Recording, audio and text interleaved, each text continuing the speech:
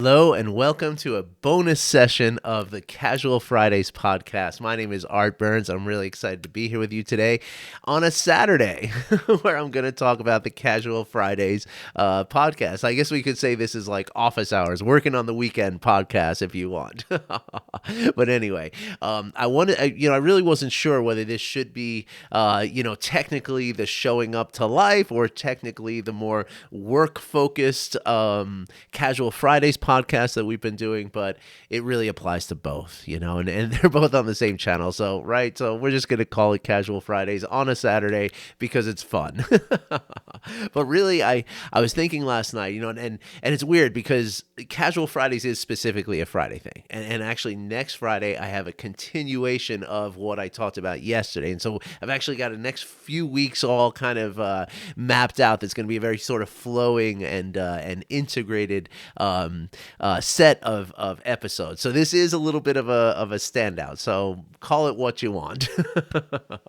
But the thing is that, whether it's, as I said in one of the last podcasts on Casual Fridays, is that we talk about this work-life balance a lot, right? And that indicates that there's a separation between our life and whatever we do for, 8 to 10 hours, 5 days a week of our lives, right? Which when we look at it that way, it starts to seem like, wait a second, why would it be separate? Now, of course, yes, there are things that we do when we're not at work that are enjoyable and that are fun, and those are the things that we work to be able to do, and that is all very true.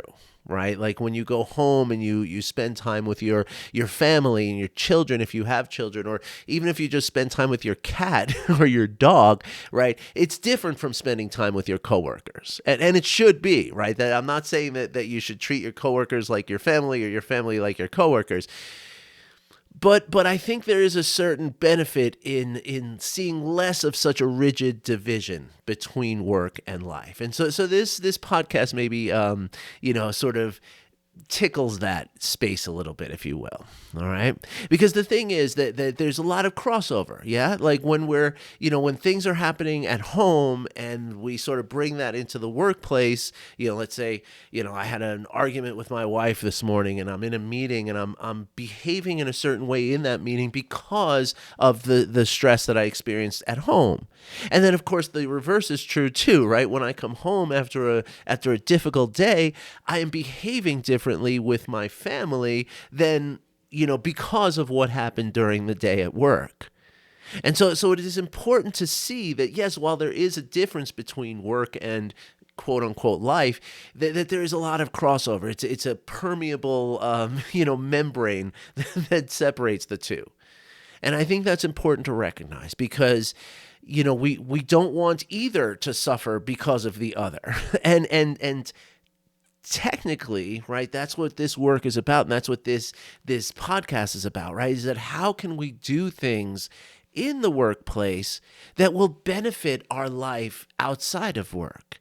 And likewise, how can we do things outside of work that are going to benefit our time at work? And when I say benefit, really what I mean is to be able to be present with it, to be able to show up with the true you, right? Which is, not showing up to your kids when you're, really wrestling with something that's going on with work, and not showing up to work with, the wrestling of something that happened with your kids or your spouse or whatever, right? Because it's very, very important because, again, as at the risk of repeating myself, one impacts the other. And the more we see that, the more we kind of, embody that understanding of how one impacts the other, then we start to see that everything in our lives are deeply interconnected and deeply impacting all of the various, everything impacts everything else. And so that's really part of what we learn, or part of the skillfulness that comes from the practices of mindfulness and kindness and compassion that we talk about here, is that seeing the way that things are so deeply interconnected and so deeply causative, right? It's not just that it's interconnected, but it causes each other. It creates what it is, if that makes sense. I'm not sure that does make sense. But anyway, what I want to talk to you about today is burnout. in a word, right? That's really the thing, right? And when we talk, and that's why this is really more of a casual Fridays, that rather than the generalized showing up to life. Although, again, where's the difference? Where's the division? Where's the boundary? But anyway, one of the greatest risks of chronic stress in our work, right, is burnout. I can tell you firsthand what that's like. Okay, it is.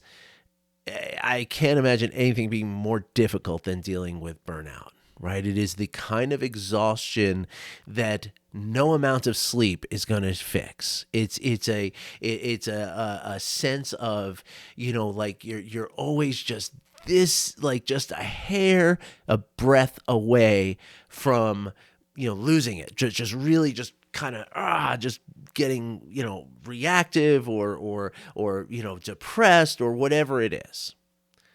That's kind of what burnout feels like, among other things, of course. Now, there's lots of other, aspects of burnout. And I think, again, we really will serve ourselves well to see burnout as a sort of byproduct or an ultimate result of chronic stress, because it is.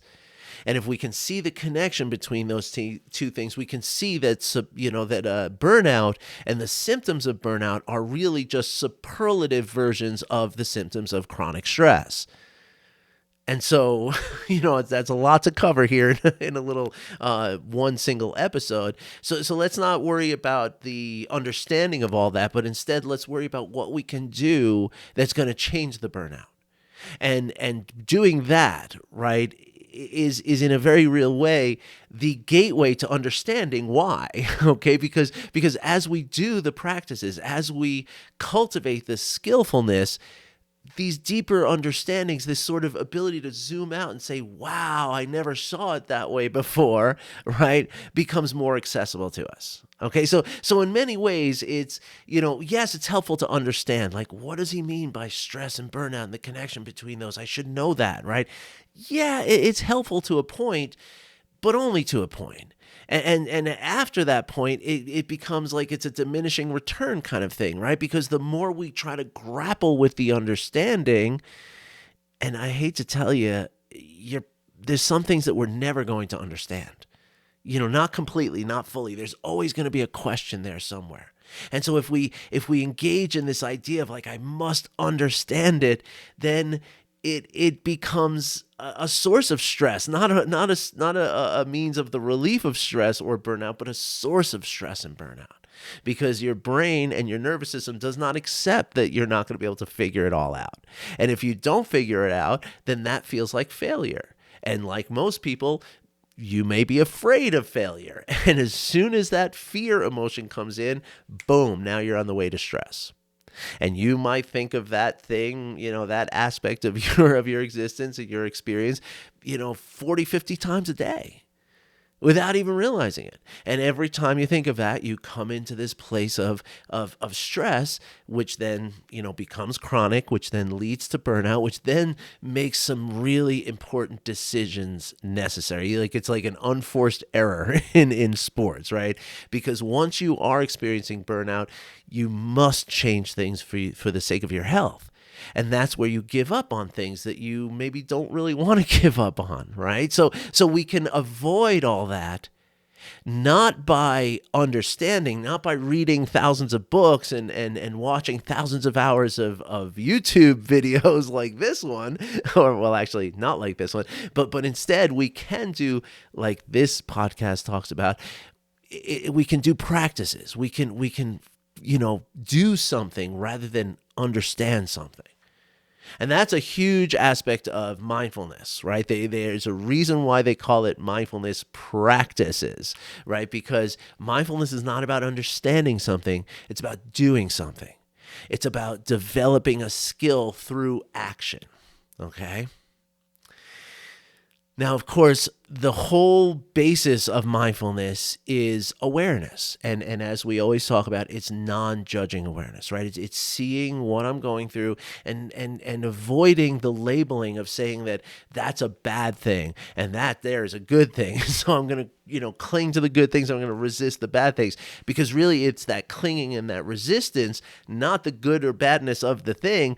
It's the clinging and the resistance of the thing that creates the stress, because that creates the emotion. And as I've perhaps mentioned here many, many times, all the chronic stress that we feel, almost entirely is emotional stress.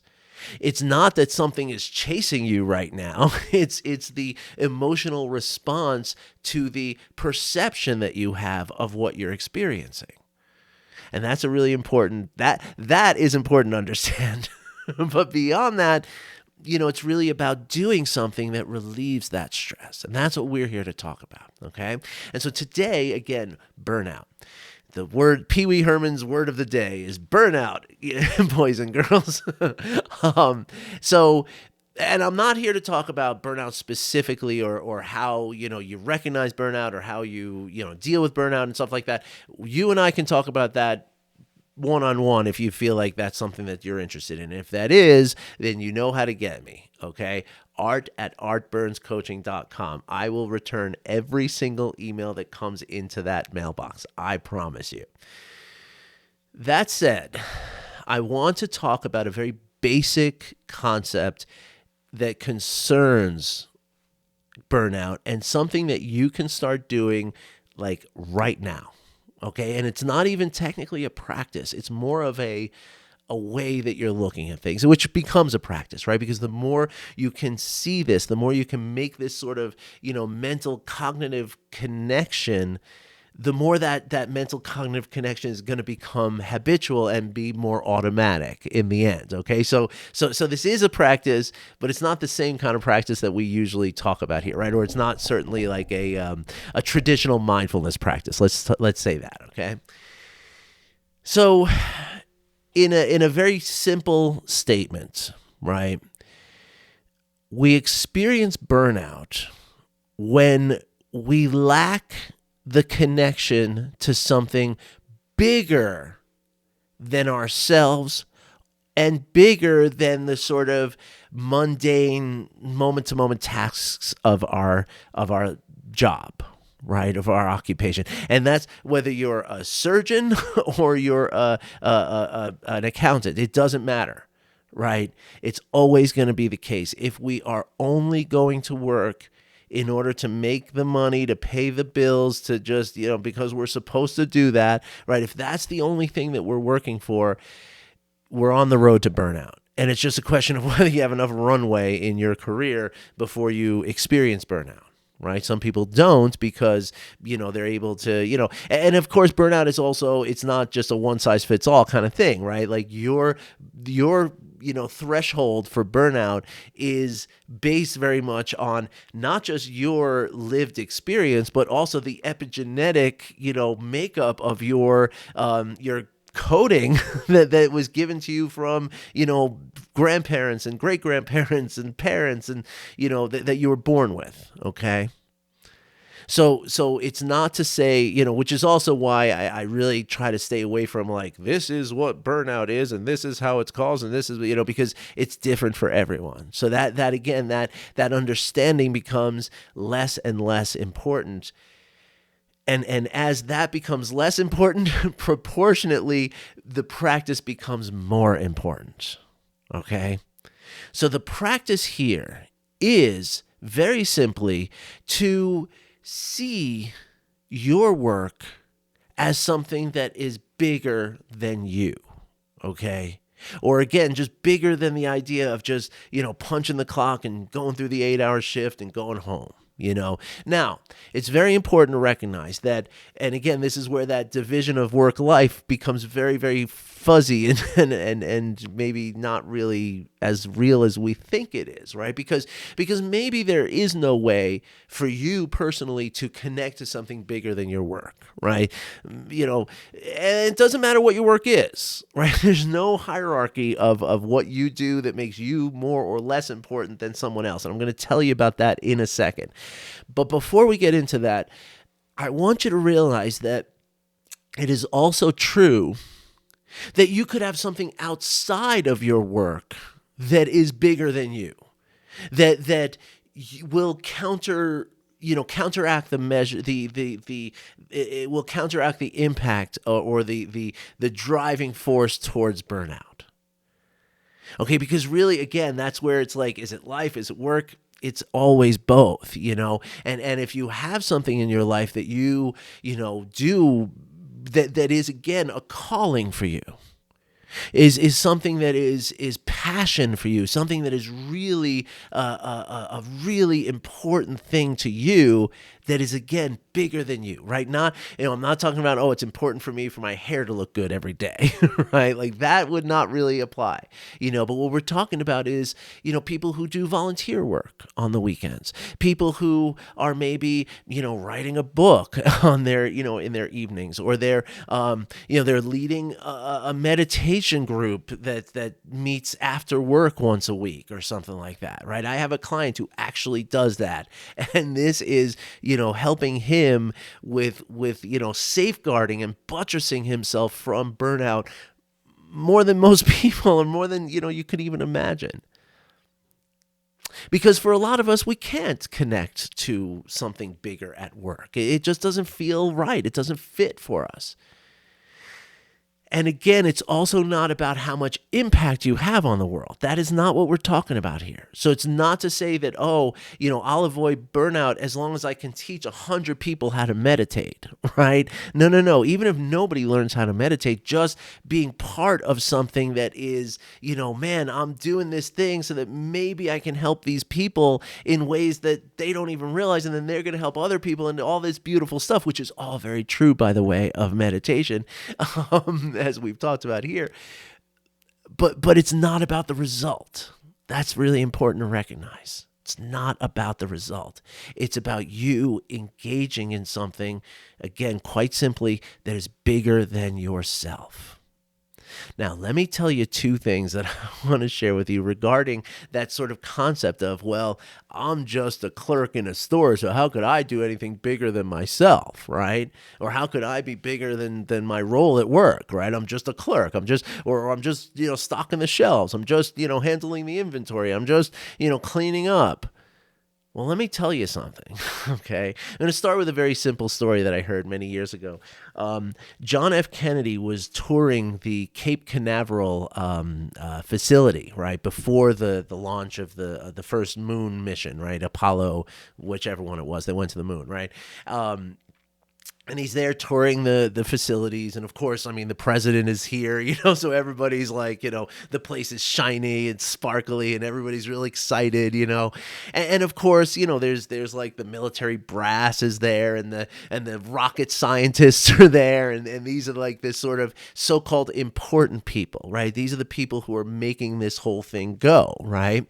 And as the story goes, as John Kennedy was, talking to all these, military brass and rocket scientists with their pocket protectors and everything, and their big, beefy glasses in the 60s, right?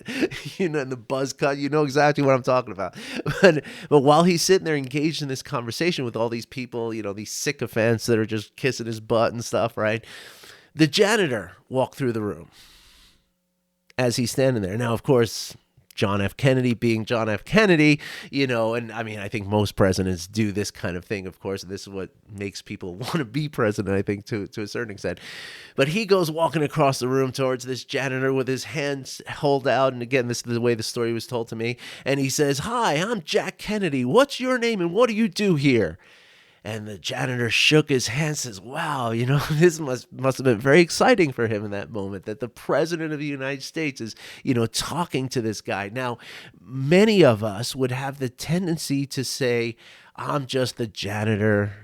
Oh, no, you don't want to talk to me, or gosh, I can't believe you're talking to me. I'm just the janitor, right? And what this guy actually said, and again, this is how it was told to me, this could be complete fiction. And if it is, it's still okay because it's so inspiring. What this guy's answer to John F. Kennedy is indicative and illustrative of exactly what I'm talking about here, right? That this man said to the president, he said, my name is John Smith, whatever his name is. I don't know that I ever heard the name, but if I did, I apologize. I've forgotten it. My name is so-and-so, and I'm helping to put a man on the moon. Whoa. And you know what? He's right. He is absolutely 100% right. Because if he is not there, cleaning up and emptying the trash receptacles and making sure the floor is clean and making sure the windows are clean and all the things that he's doing, right? Do you think the scientists are able to do that stuff on their own? Do you think the scientists are going to be there like taking out the trash and knowing what to do with it? No, the place is going to fall apart. The place is going to become unlivable pretty quickly, in fact. I mean, I'm making an assumption, and of course, I don't know this to be true, but I mean, we could imagine it now. And this brings me to my second story, which is something that I do have very, very firsthand experience with that I can tell you is almost certainly true.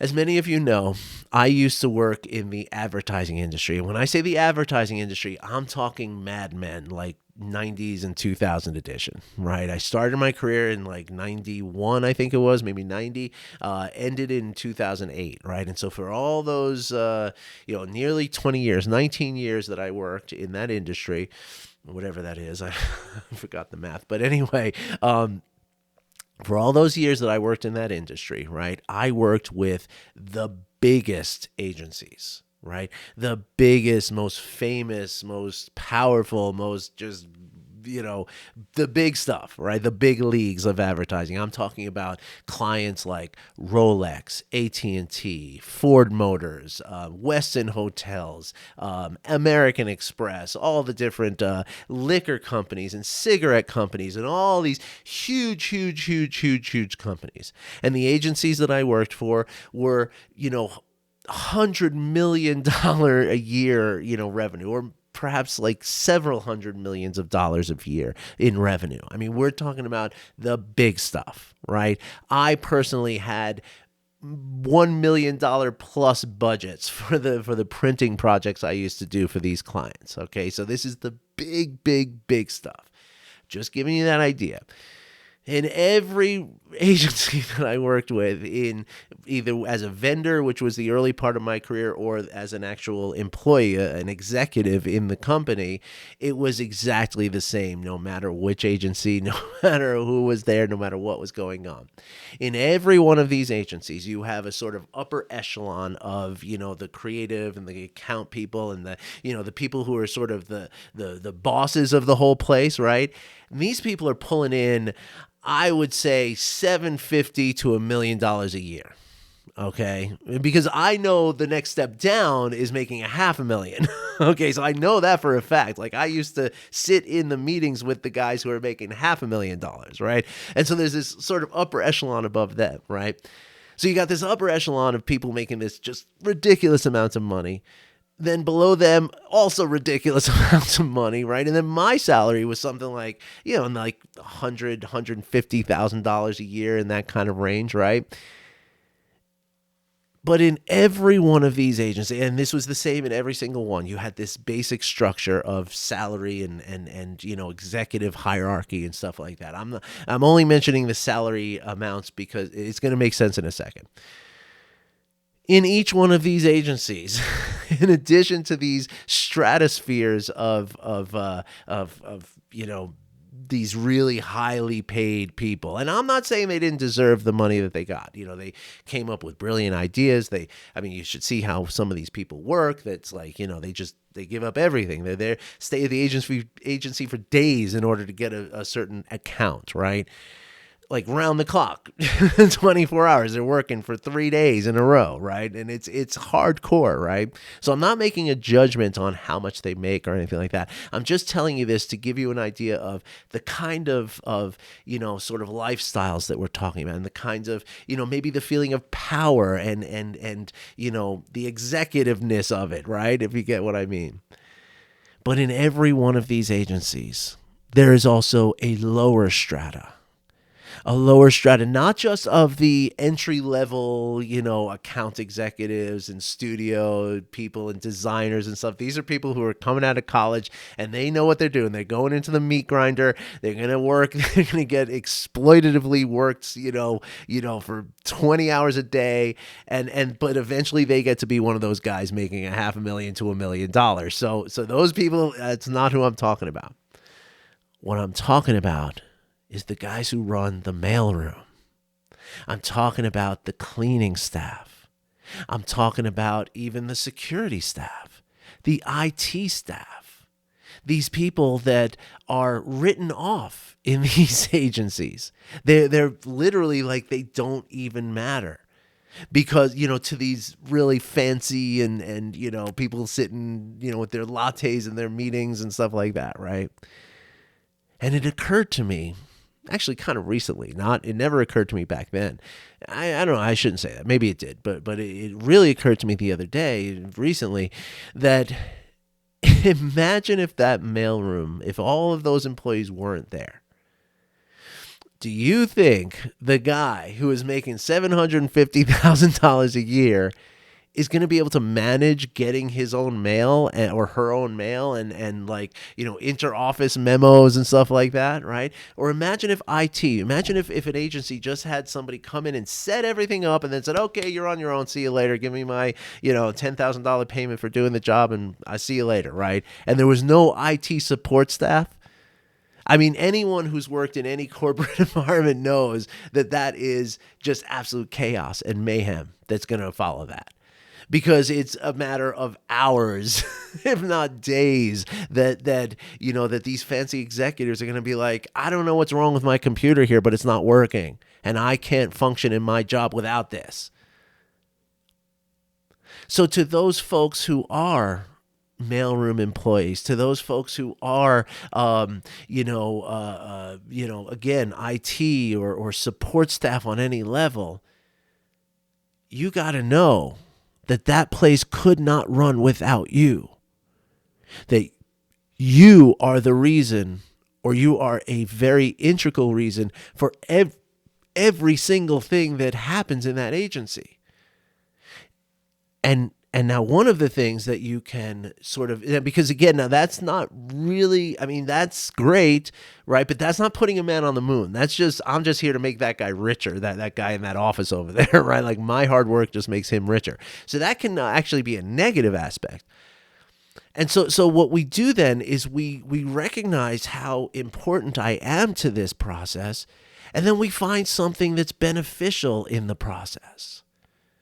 For instance, this again is part of this sort of, as we practice mindfulness practices, we see the intricacies or the complexities of reality. Right? Because yes, it's true that these advertising agencies are trying to sell cigarettes to kids in Eastern Europe, which is true, right? That is actually happening. But it's also true that most of these agencies, and again, I'm just speaking with advertising because this is what I know, but it's also true that these agencies, almost every single one of them, does pro bono work, which is always tied to some kind of charity, some kind of really beautiful thing that they're doing. Right? Sometimes with one agency, it was, one agency I worked with, the Michael J. Fox Foundation. And my expertise was making my expertise helped to create the materials that helped the Michael J. Fox Foundation to help people with Parkinson's disease. Now that's important. That is something that is actually happening in the world, that there's actually a patient somewhere whose life is going to be improved by the work that the Michael J. Fox Foundation does. And because I support the Michael J. Fox Foundation, I am helping that person to live a better life, to live a life that is more healthy, that is more, better. Let's just use that word for lack of a better word. Let's use the word better. That's funny. But I am helping to put a man on the moon. Do you see that? Now, again, this might be hard to connect to. But even, even the person stocking the shelves, right? You're stocking the shelves so this little old lady can come in and get the food that she needs. Or, I mean, it doesn't have to be a little old lady, right? The young mother can get the food that she needs to raise her children in a healthy way. Because you're taking it out of a box and putting it on the shelf. Because just like those fancy ad executives, like if that stuff is just in a box somewhere, most people aren't going to be able to manage. Like, how do I deal with this? What do I do here? I can't get the food that I need for my kids. I don't know how to do it. Because I don't know how to deal with these boxes and all this stuff. Now, of course, yeah. I mean, sure, somebody could figure it out, right? But the point is that that's a service that you provide. And every morning you get up and you get dressed and you go to work to do that job. It's bigger. There is a bigger aspect to it than just, you cranking your back and taking, boxes out of boxes and putting them on shelves. There's more to it than just that simple function. And there's more to it than you just getting your paycheck at the end of the week. Now, again, this doesn't, or not again, but it's important to say also that this doesn't, we don't want to fall victim to something like this either, because sometimes corporations have a way of, making their employees feel like, oh man, you're doing such an important thing, so we don't have to pay you, right? So it's important to be treated fairly. And it's important to know your monetary value as well, right? This does not go away, okay? And that's an important part of this. And if you want to talk about that, you know how to reach me. But the point is that if you can connect to something bigger, then that keeps you in a place of better health and better mental and physical well-being, so that you can see that maybe there's some injustice happening. You can see that maybe, we need more unionization. We need more representation because we're being exploited, and I can see it. You don't necessarily see that when you're just, toiling endlessly to exhaustion and burnout. And that could become the thing for you, right? Like I'm thinking about the guy in Staten Island, Christian Smalls, who last year organized an Amazon warehouse to unionize. And this was in, Staten Island, which was, that's like a very heavily Republican area. And what this guy did was he got, he didn't say, oh, well, if you're a Trump supporter, I'm not talking to you, right? Or if you're a Biden supporter, I'm not talking to you. He said, hey, I don't care what your political beliefs are. I don't care who you're, what you're about. We need to look out for each other. And so this guy's just an Amazon employee, right? But what he did was it impacted many, many, many lives. And it's also little things that we do, right? Like the thing that he did was organize people and start a union, right? He's not Gandhi, He's not somebody who moved, millions of people into doing something. He got a few hundred people to agree to something. Which is, that is huge, but it's also not that huge. It can be seen as, we can look at that and say, well, it's not that big a deal, right? But when we look at the impact that has, he's putting men on the moon. And so anyway, I hope that this was helpful for you. I hope that maybe I said a couple of things here that made you sort of consider something that you hadn't considered before. Okay, but really the essence, and again, this doesn't have to do with your. It doesn't have to do with your work, right? It doesn't have to be connected to your job, right? You can look at, going to work as an opportunity for, making connections, of human, being kind and practicing kindness, as we talked about in the last episode, right? As you practice kindness, you are developing or promoting an integration in your brain, which makes you wiser and more capable of doing more important things. And so you're not just taking the train to work, you're helping to put someone on the moon, because you are cultivating something that tunes your instrument to such a way that you can have a positive impact in whatever way that is, because again, it's not the measurement of the impact, it's the engagement of the impact. It's the engagement of doing the thing that is bigger than you. So I hope that all makes sense. And I'm sorry if I got a little tied up in my little communist. You're seeing some of my maybe my philosophy coming through, right? But anyway, we can talk about that too. Which is really, and I'll just finish with this because, oh my gosh, we're so long. You know what? I'm going to save it for another episode. You'll just have to wait till next time. I wish you well. Thank you for watching. Thank you for listening. Yeah, I'll just tell you what I was going to tell you. So one of the things that I've cultivated in this, I'm going to try to make this a very simple statement. I have simplified through this work that I've done. I do the work that I tell you guys about, right? All you people about. I don't, I'm not like, speaking from an ivory tower here, right? I am doing the work right along with you. And the work of mindfulness and kindness and compassion practices that I tell you about. And it's come to my understanding that I have been able to, because of the work and because of the simplification of things through this work, and because of the interconnection of the work, right, and seeing the interconnection, I am in a place now where I'm shocked, to be honest with you, that things have become so simplified for me that I have been able to align my purpose, my political views, my spirituality, and my moment-to-moment behavior in one very simple set of values. And those values are very simply empathy, kindness, and compassion, which of course are very simple concepts, but empathy requires non-judging awareness, right? Kindness requires empathy, right? And so it's not as simple as it might sound, but it is simple on a certain level. And the important thing is that I don't worry about somebody calling me a communist or calling me a socialist or, calling me any kind of ism that there is. Because for me, it's just like, I don't care what you call it. I'm going to behave in this way that is embodied through empathy, kindness, and compassion, which of course includes self-compassion. So I'm going to do a whole episode on that coming up soon, all right? But that's a little teaser for you. All right, everybody. Thanks for listening. Thanks for watching. I know this is a long one on Saturday, but that's the way Saturday work goes, right? It's free flowing. We see what happens, all right? So if you have any questions about this, please, please, please reach out. art@artburnscoaching.com.